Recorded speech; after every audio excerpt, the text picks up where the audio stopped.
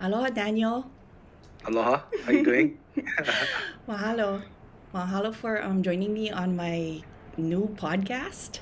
Yeah, And I wanted to just talk a little bit about you, like share a little bit about yourself, like introductions first, okay. before we get into the content.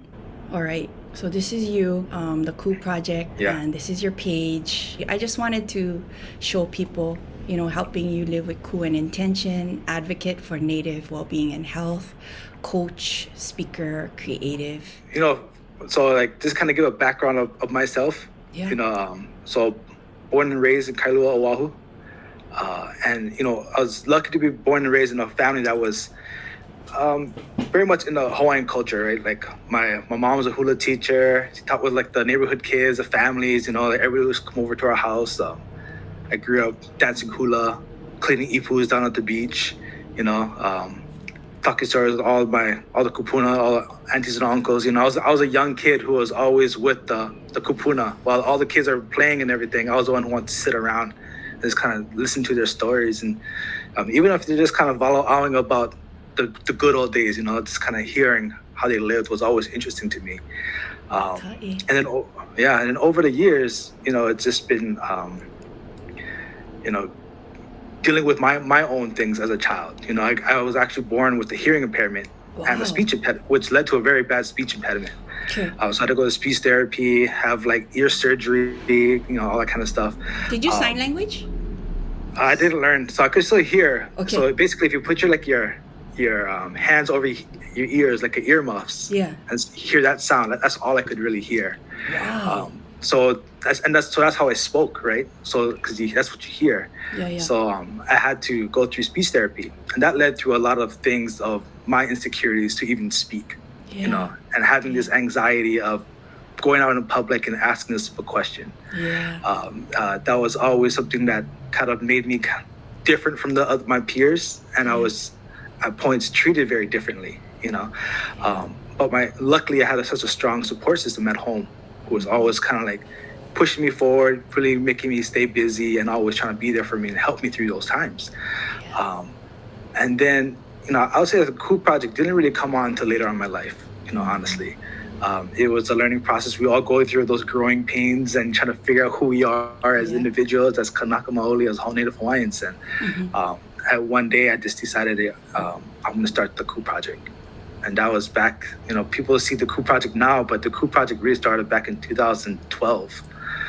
So it's been around. I've been working on this for a long time. So what is the Cool Project? Like, if we see your Instagram post, but what is it for us?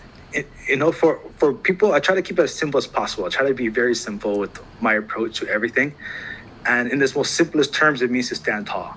Yes. So my goal is to always just to help people stand a bit taller with them. Just a little bit taller today than the other day, and empower other people to do the same thing. It's like the trickle effect, like when you have positivity or just like being grateful every day, you kind of create that effect when you come across other people. So by leaving some place, and we both grew up this way, right? Like leave a place better than you found them. Yes. Same thing as a person, like you instill the mana into the person to make them feel better, even if it's just some random stranger. Yeah. And I always try to make sure I leave a person better, even if it's just like a transaction at the store. Like just say mahalo, thank you, because people don't say that very much these days. Yeah. But that's where the simplest form starts from, is just to help people stand taller through the connection to the Hawaiian culture, through Hawaiian values and practices, and listen to our kupuna and sharing what they teach us. What if they're not Hawaiian though? Do you have to be Hawaiian for? No, and that's a common question I get. It's like, okay, well, I'm not Native Hawaiian, but I like I'm hearing, I resonate with your messages. And it's and that goes back to what being Hawaiian is all about. It's about also being welcoming, also being open, to teach other people about who we are, what we stand for, and our values, to hopefully help them stand cool, right? To help them be like, okay, like I can relate to this this idea of cool, and I can stand taller. I can like really take a time to think of myself and take care of myself. I say, let's sit in this. Yeah, exactly. So you're kind of already checking in, like, okay, well, how am I sitting? You know, and we talk a lot about posture, yeah. Like posture is so important. Like how we stand and how we sit Yes. dictates our emotional state. You know, Yes. so that's where fitness and health comes in a lot too, right? And exercise comes in very strongly in those areas. But yeah, that's where Ku is for everyone. You know, for me, it's always about, you know, there's the big culture aspect of it as well. Ku is also a Native Hawaiian god. Yes. And it's a very strong god, and that's something that people always question is like, whoa, why Ku? You know, like Ku is the god of war.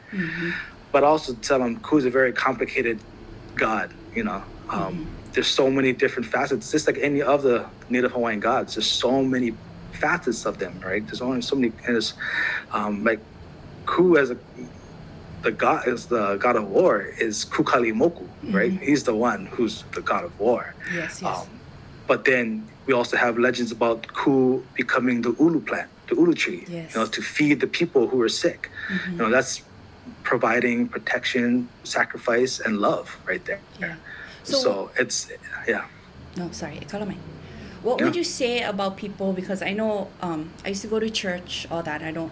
But you know, they're like, oh, you know, this mindset or this place that we are when the missionaries came, we understand that. And they're just kind of like, oh, cool. I don't want to have anything to do with the, you know, the deities or the gods or whatever. And for myself, I'm like, I've come to a different place to where, so what would you say about those things? Sorry to cut you off. You know, no, I was also born Catholic too. Baptized, went to a Catholic school. You know, my grandmother almost became a nun.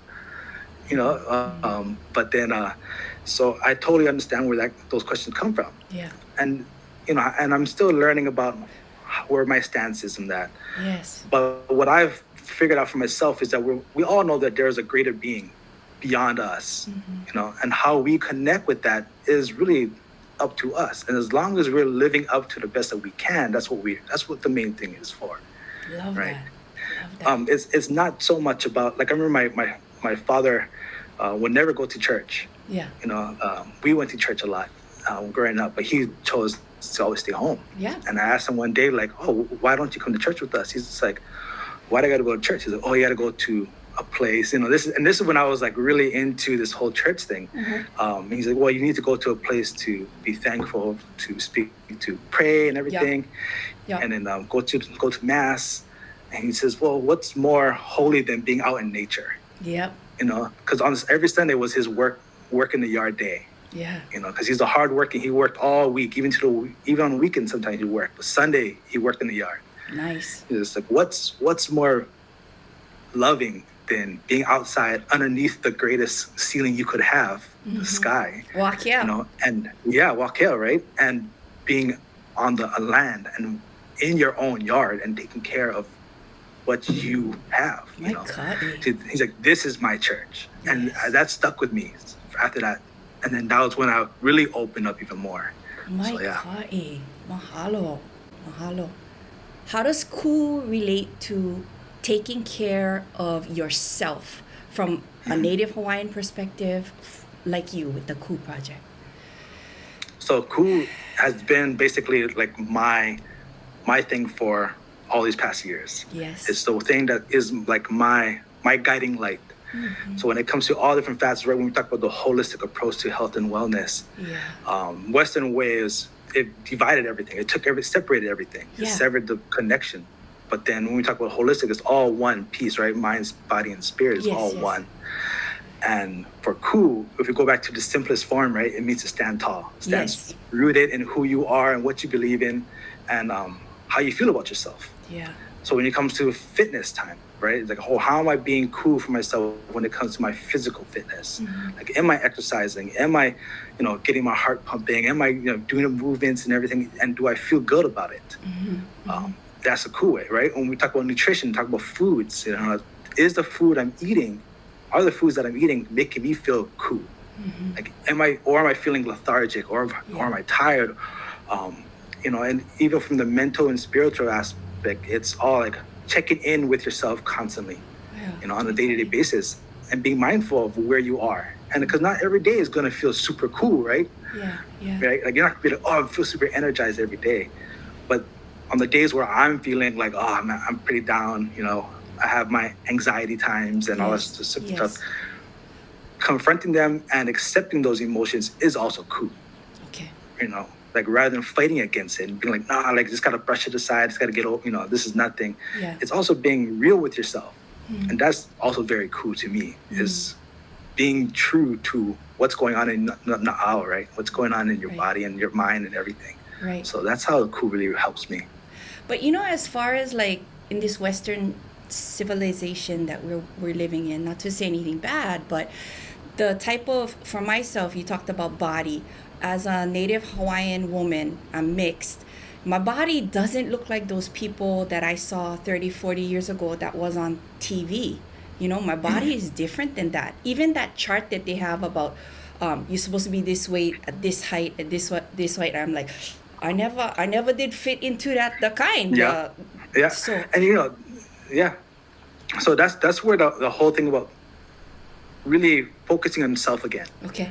Not comparing yourself to others. Yeah. Not worrying about, as long as you feel good about yourself, as long as you feel fit and you feel like you're doing what you need to do to better yourself, that's what matters most. But it's so hard because in the mainstream out there, right, in media, it's like always, we're constantly coming across all this information of flooding us with all these things. When I had my main background is in fitness and health. Like I was a coach for a long time. That was like my first career path. And I'm still a coach today. But when we had our gym, our physical space, it catered towards Native Hawaiians, And one thing that we made sure is that we didn't share any transformational stuff. It wasn't like before and after pictures. We never had none of that stuff. We didn't talk about weight stuff. We didn't talk about any of those things, because it wasn't the focus. Okay. Right? When you change the focus to more about like rather than what you look like, to what you feel and how you feel and why you feel these ways. Okay. Now you're building a deeper connection to those individuals, rather than looking at the physical appearance. You're trying to go deeper. Yeah. And be like, what's going on within you? Because when you feel good about yourself within you, it shows, right? Yeah. It comes out. So, yeah. Well, what you were saying about like Native Hawaiians and stuff, the body image for women, body image is a huge thing. And so growing up, it's kind of like, hey, you got to look like this, your chest got to be this big, your okole got to be. And it was really, really hard. And you see that on TV and you see that on the people's Instagram posts. And hey, if you look like that, that's great. But for some of us, I'm not one size 0 or one size 2 or one size 4. And that's something that I think I don't want to say I struggle with. But looking at people on Instagram and saying, I don't look like that, a little bit bigger. And I think that's also comes down to connecting with yourself even more, right? Yes. And being able to stand cool within yourself and being like, you know what? I feel cool about who I am and what I'm doing. And that's hard, like even for me as a person who's into fitness, every once in a while you'd be like, I should probably be further along. Or, well, I remember when I used to be able to do this, and that kind of creeps in, but then that's also part of it's just part of being human as well, right? You don't become a robot, you have feelings, but it's also very important to accept those feelings and be aware of those feelings and figure out ways to overcome those things. Mahalo. So you talked about the mind, you talked about our body. I know you said something about food, but as far as the foods that we eat nowadays, it's a lot of it is processed foods, sugar. When I went to Kauai, because I speak Hawaiian, so when I went to Kauai, I saw a lot of the people that were there that came from Ni'ihau, and a lot of the foods, because it had to be shipped off by barge, I think. And don't quote me on that. But a lot of it was like Spam, juices that were prepackaged, all of these things with sugar that has a shelf life of like 1,500,000 years. So how do you, and a lot of the women that I saw were quite large, for the Hawaiian mindset, momona or sweet or fat was considered something good. And now, how do you balance that when it's like, oh, this sister, like, she fat, or he fat, or whatever? And, that's kind of like my question for you, the food issue. The food issue, yeah. And that goes back to, this whole idea. I remember one time we had a big conversation about the diet in Hawaii, Okay. right? The Native Hawaiian diet. Yes. And people were saying, oh, the Hawaiian diet is so unhealthy, And I was just like, wait a minute, there's a difference between Hawaiian diet and the local Hawaii diet. Okay. The Hawaiian diet is very healthy. You think about all the foods that we, lau, poi, sweet potato, fish, that's all healthy stuff. Yeah. But when you think about the local style food in Hawaii, right, it's all the plate lunches, Yes. the scrambled bees, Yes, all that yes. stuff. Those are two different things. Okay. And Okay. that's how I like to put it. And I always try to share, you got to think about everything has mana. I'm very mindful of this mana thing because everything has mana. Our food has mana. We place mana into the food that we eat. It's like when you cook something with your aloha, right? People are, oh, I can taste that aloha, I can taste it. It's the same thing with food. Like the closer the food is to nature for me, the more mana it has, right? But the more it's pulled away from nature, the more processed, the more that refined things are thrown in there, the less mana it has. Yes. So So, are you saying I you mean- eat more natural stuff from the ground closest? Is that what Yeah, you're saying? I'm trying to say is like, be mindful, be aware of that, make sure that your diet's more towards the natural side, more towards the whole food side. And that can be hard for some people, right? If they don't have the access to that kind of stuff. Yes, for sure. So the biggest question is, okay, well, what do we do about that? And as hard as probably going to say, is like, you gotta start growing your own food. Figure out how you grow your own food then, or figure out how to create a community garden. Or there's always a way, and I think that's where the Native Hawaiian part comes in. We're very resourceful. We work hard. We try to figure things out as a community, as a community, and everything.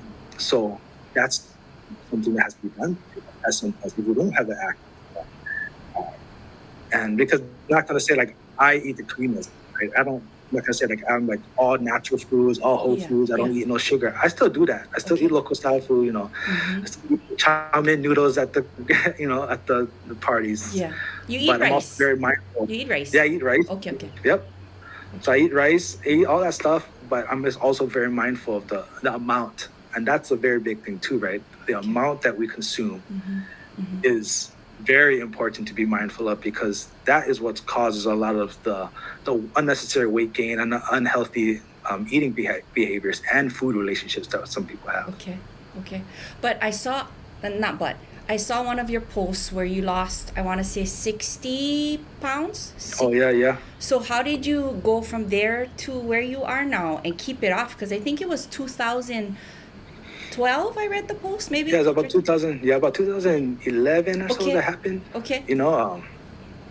And for me it was more just, I was always a physically fit person. Okay. I was always working out a lot. That was kind of like where I started being a coach back in 2006 was when I started coaching. Okay.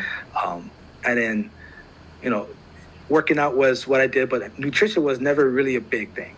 It was just kind of like, like I'll eat, healthy-ish kind of a thing, but it's not really my go-to thing, I'm not really being mindful or thinking about it. So when I did that whole, I guess that change of, of my relationship with food was during that time, and I started to realize that that's where the whole concept of mana came in, right? Yes. So, okay, well, if is the food I'm consuming adding to my mana, right? Am I feeling good about it? Is it making me feel cool about what I'm eating, And then it goes back to, okay, if I can create a better relationship with the food that I eat, then I create a better relationship with myself as well. And over the years, there's also a lot of trial and error and being like, okay, well, how much should I be eating? Yeah. Because to be honest, in order to lose weight, you have to consume less. But that's also a very slippery slope for many people, right? Is that they end up not eating enough, in order to even function properly. So would you say that you said your relationship with food, right? Did Yeah. that relationship with food and you being more cool or mindful or whatever, did that translate into your relationship with other things like your wife, your I don't know if you get Oh yeah. kids or Yeah. all that? So yeah, right now I have 3 kids. Okay, okay. My youngest is 2 months now. Okay, okay. So, Congratulations. thank you. But it's definitely just made me more aware of all the different aspects of life that we're in, right? Being Yeah. a parent, being a partner, Yes. food wise, family member. Like how are you being cool for them, Okay. right? And a lot of times I try to be like, well, we can't push ourselves aside. People who care a lot, and I think that it's a common thing amongst us Hawaiians as Yeah. well. It's like we care so much that we're willing to sacrifice our own health and wellness for others. But I try to go back and be like, no, we need to take care of ourselves in order to help others better, in order to be there for them. Because and one of the reasons why I got into fitness and health is because seeing all the family members who don't take care of their health and wellness. Yeah. But they're so loving. They're always there for everybody. I feel But emotional about that. Yeah, but their health and wellness is going down because they're not taking. They don't have anybody taking it, telling them, hey, you need time for yourself. Yeah. And that kind of goes against a lot of people's like natural instinct, right? Yeah. No, I'll take the shirt off my back for you, and that's how I was raised. Would you say that's a Hawaiian instinct, a Hawaii instinct, or it's all over the world? Because people from other places, Yeah. I don't know if that's necessarily, I'm not disagreeing with you, but I'm asking you, do you think that? No, I don't think it's a Hawaiian thing. Okay. I think it's just, but from living in Hawaii and seeing our families doing Yes. that, because Yes. I mean, I lived in all different areas. I lived in New York, I lived in California, Oregon, Washington, and everything. And you come across so many people like that who are so loving and so caring. So it's not just a Hawaii thing, Yeah. right? It's not just being Native Hawaiian, but it is part of our culture. For sure. Having that aloha and being very, lokahi and making sure that everyone's taken care of. And that's just the Hawaiian way of living as well. So making sure that people are also being like, hey, in order for you to be cool, you need to be checking in with yourself, taking care of yourself. Don't deny your emotions and your feelings. It's good. It's good. Feel what you need to feel. But you were talking about taking care of you, like your relationship with you, and that includes our mind and our thinking. And one of the things that I really love, one of my girlfriends and I, we were talking, we like, oh, we love his voice, we love his voice, Yeah, but a yeah. lot of times it's your picture and your like the kalo or whatever it is. We're like, oh, I wonder what he looked like, that kind. Yeah. A little bit niele action. Yeah. So, but I wanted to share and show your post that I thought was really good. Would that be okay? Yeah, go for Okay, it. let me post this one. How's it? Peoi. There will always be someone who doesn't see your worth. Don't let that person be you. Keep it cool. Yeah. But it's because, as things goes on, you're always going to have somebody who's going to say something, yeah. But as long as you know that your intentions are right and they're pono and you're on this journey, right? We get so many distractions that come to us. So it's really about focusing on making sure you're doing what you need to do, with the intention of helping others. Yeah. It's like the stuff that you're doing right now, right? Like talking stories with people, wanting to reach out to individuals, sharing the Hawaiian language. You doing what you feel is right for you, because there's people out there who are going to connect with you and who are going to want to listen, and relate to you. I don't know Hawaii. I'm still learning the language. And, even though I share a lot of the language, a lot of people are like, hey, you know what? I really like the way you do it. Yes. Because I can relate to it. Sometimes I can get intimidated. Sometimes I feel like I'm ashamed, to not know certain words. Yes. And I was like, I'm right there with you. Yes. I'm in the same boat. Every time I post something that's in Hawaiian, I'm like, I'm worried. I have a little bit of anxiety because I don't want to, one, I don't want to be wrong, but two, I don't want to upset people, you know, because it is such a sacred thing to us, our language. So I'm very mindful of that, and making sure like, oh, am I doing this right? Am I saying this right? And sometimes there are people who get upset about that, you know, the way I put things out, and I always gotta confide in the kupuna, right? Kupuna, like, am I okay? Like, is this okay what I'm doing?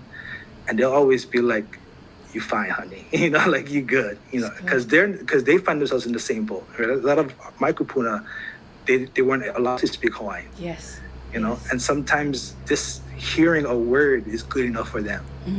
You know, and hearing it being used in a different context is like makes them feel happy, you know, and they can use those words here and there, and that's for them. That means the world, right? Even though they can't speak their language because they weren't allowed to, but it's to say a few phrases here and there every once in a while. They just brighten up, yeah. Yeah. I think that's important. The thing about, you know, just trying to do what you can, because even in school for me with my students, there's peer pressure, right? You don't like make mistakes, but in the mistakes of just trying to say whatever it is, even if it's one word or two words or three words, I tell them at the beginning of the year, I share with them, you know, like a couple things, and one of them is, even if you only know aloha, when you're walking down that hallway and you see your friends, you know, and they're learning their Hawaiian names or learning other people's Hawaiian names or whatever it is, do you know what that name means? Be proud of it. And they'll talk to each other and be like, hey, you know, Pt1 or whatever. And they're like, the people are like, who's Pt1? Oh, that's so-and-so in English. And it's like, they're proud because Kumu calls them by their Hawaiian name, and now they're learning the meaning of it, and now they can say, hey, I know this name, I know what it means, you know?